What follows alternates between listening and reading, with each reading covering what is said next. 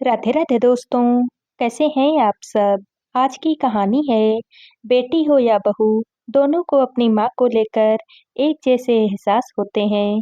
निधि बड़ी बहन रेखा से फोन पर बात करते हुए, इस बार गर्मी की छुट्टियों में मायके आने का क्या प्रोग्राम है यार। इस बार तो माँ भाभी भाई किसी ने भी ऊपरी मन से भी नहीं पूछा है कि कब आ रही हो दोनों बहनें। ऐसे चलना अच्छा भी लगता है क्या। पापा के बाद तो जैसे किसी को हमारी कोई पड़ी ही नहीं है। तुम अपने जीजा जी का स्वभाव तो जानती ही हो। एक हफ्ता भी ऐसे भेजते हैं जैसे कोई बहुत बड़ा एहसान कर रहे हों। सो तुम देख लो अपना। मैं इस बार शायद ही चलूं, गर्मी भी बहुत पड़ रही है। रेखा ने इतना कहकर फोन रख दिया। निधि भी सोचने लगी, दीदी बोल तो सच ही रही हैं। इस बार किसी ने तो हमारे आने पर जोर ही नहीं दिया है। माँ तो शुरू से ही ऐसी ही हैं, कभी कुछ भी नहीं बताएगी। दूर बैठी बेटियों को क्यों चिंता देनी है भला। पता नहीं भाई भाभी पापा के बाद कैसा व्यवहार करते हैं। अब उन्हें वहीं पर रहना है, सो इसीलिए वह बर्दाश्त कर लेती होंगी। मैं तो एक दिन अचानक से मायके पहुंच जाती हूँ, देखूं तो सही सब इतना कैसे बदल गए हैं। निधि पति प्रमोद से बोली, दीदी तो मान सम्मान के चक्कर में पड़ी हुई है। अब कोई मायके नहीं बुलाएगा तो क्या बेटी अपने मायके ही नहीं जाएगी। दीदी तो बिल्कुल निर्मोही सी हो गई हैं। अपनी जॉब, जीजा जी और बेटियों में बस पूरी हो गई हैं। उसे माँ की तो अब याद ही नहीं आती होगी। पर मैं तो मायके जाऊंगी, और मैं बिना बताए जाऊंगी। आखिर मुझे भी तो पता लगे कि वहां पर चल क्या रहा है। प्रमोद ने निधि की टिकट करवा दी। निधि ने भी घर में चुपचाप से प्रवेश किया। भाई रसोई में माँ के सिर पर खड़ा था। जल्दी डिब्बा पैक करो माँ, दुकान का लड़का छुट्टी पर है। दुकान पड़ोसी के भरोसे छोड़ करके आया हूँ मैं। माँ बूढ़ा शरीर लेकर धीरे धीरे रोटियां बेल रही थी। जैसे तैसे करके माँ ने उसका डिब्बा पैक किया। भाई जल्दी में निकल गया। निधि का पसीने में तरबतर माँ को देखकर खून खौल रहा था। वो दूर खड़ी कोने में छुपी हुई सब कुछ देख रही थी। इतने में ही माँ ने पैर से पोंछा लगाना शुरू किया, तो निधि से रहा ना गया।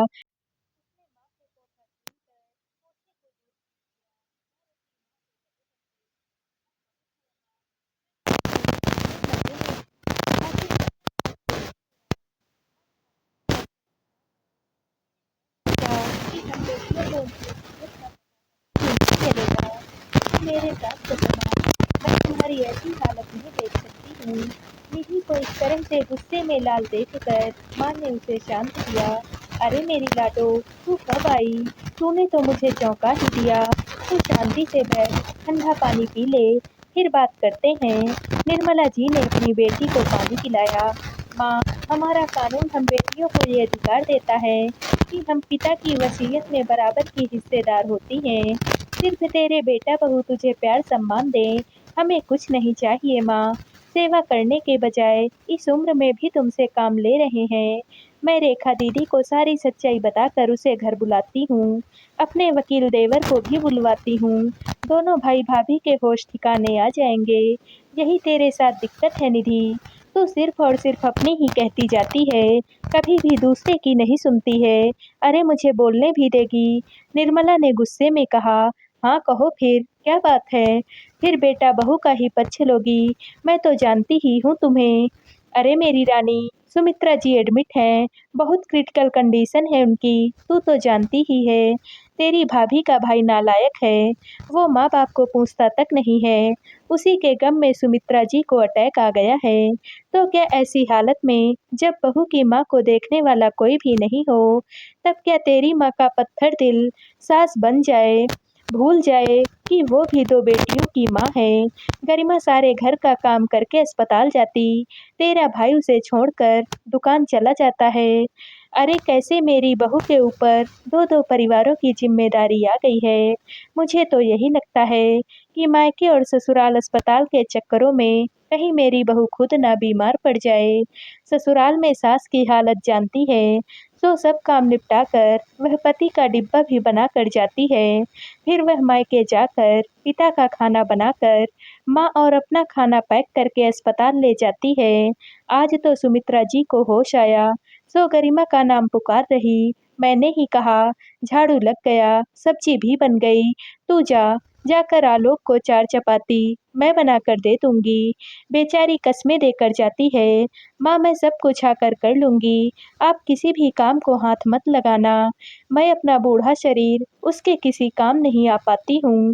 खड़े-खड़े 4 चपाती सेंक दी या पैर से आँगन पोंछ दिया, तो तूने भाई-भाभी को विलेन ही समझ लिया।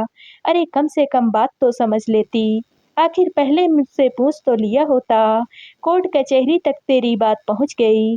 मेरी चिंकी मुझे पोंछा कहाँ लगाने देती। ये तो वो ट्यूशन गई है, सो मैंने सोचा कि दोनों माँ-बेटी गर्मी में थकी हुई आएँगी, तो खड़े-खड़े मैं ही पोंछा लगा दूँ। निधि को अपनी सोच पर बेहद ही शर्मिंदगी हुई। अपनी माँ और अपनी भाभी पर उसे गर्व होने लगा और उसकी आँखें भी नम हो गई। जिस माँ को वह लाचार और मजबूर मान रही थी, वो कितने बड़े जिगर वाली है। जिस भाभी के लिए इतना गलत वह सोच रही थी, वो हमेशा वीडियो कॉल पर मुस्कुराती हुई दिखती। अपने दर्द तकलीफ का हम नंदों को एहसास तक नहीं होने दिया है भाभी ने। सच में मेरी माँ एक महान सास और मेरी भाभी दुनिया की सबसे अच्छी बेटी और बहू भी हैं। गरिमा के आते ही निधि ने बहुत गुस्सा किया। क्या भाभी, आपने हमें इतना पराया कर दिया। इस बार हम नंदों को मायके का बुलावा तक नहीं भेजा। वो दीदी, परिस्थितियाँ ही घर में कुछ ऐसी बन गई थी। गरिमा इसके आगे कुछ भी बोल नहीं पाई। वह फफक-फफक कर रोने लगी। निधि ने संभाला, आंटी अब कैसी हैं भाभी? माँ ने सब बताया है मुझे। आप अकेले इतनी मुसीबतों से कैसे जूझ रहे हो? क्यों आपने हमें दर्द बाँटने लायक भी नहीं समझा है क्या? हम बेटियाँ सिर्फ़ आपसे अपनी माँ की देखभाल की ही उम्मीद करते थे। इसका मतलब ये नहीं है कि भाभी अपनी माँ के लिए अपने एहसासों को ही ख़त्म कर दें। आप ये मायके और ससुराल का चक्कर बंद करो। आंटी अंकल का खाना आज से यहीं बनेगा। आप यहीं से दोनों का टिफिन बनाओ और अस्पताल के चक्कर मैं लगा लूंगी। अब मुझे कार भी चलानी आती है। भाई को दुकान से आने की कोई भी जरूरत नहीं है। निधि ने साफ-साफ कह दिया। लेकिन दीदी, ये छोटा शहर है। मेरे मम्मी पापा मेरे ससुराल से आया हुआ खाना नहीं खाएंगे। उनकी जगहंसाई होगी।